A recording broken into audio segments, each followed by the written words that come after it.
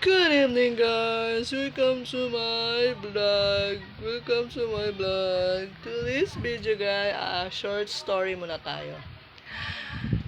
Itong araw na ito ay hindi po talaga maganda ang aking pakiramdam kasi may mga tao talaga na, alam mo yun, na iniinis ka, gagalitin ka, parang uubusin yung pasensya mo. Parang gusto mo na isako pero di mo magawa.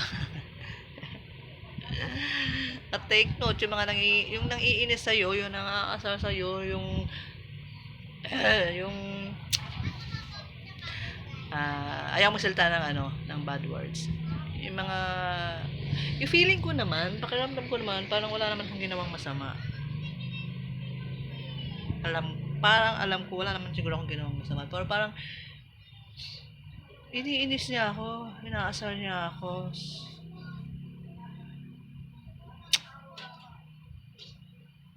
Pero isipin mo, palasimba pa siya.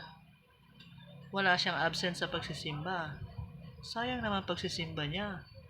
Wala na siyang gagawin kundi i-chismis ako, ikwento yung buhay ng pamilya ko.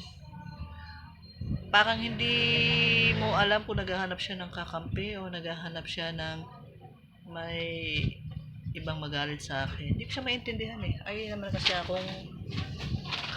kasi akong harapin. Ayaw niyang, hindi ko alam kung may galit siya sa akin o sama ng loob siya sa akin. Or, baka na-engage siya kasi maganda actually. Asar lang no. Huwag mo siya dapat kaingitan. Diba? Maganda lang naman ang meron ko. Oo nga, bakit kaya may mga ganun talagang tao na feeling ko parang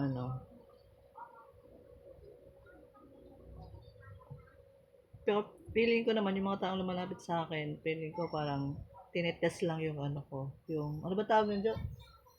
Yung patience ko. Patience. Siguro parang paano ba explain yun? Yung parang aasarin ka, naiinisin ka na parang mainis ka din sa kanila. Parang ganun. Pero ayaw kong mainis sa kanila. Oo. Parang pinoprovoke ka nila na mainis ka din sa kanila. Oh my God. Ayaw nagsisimba, nakikita ko siya sa simbahan.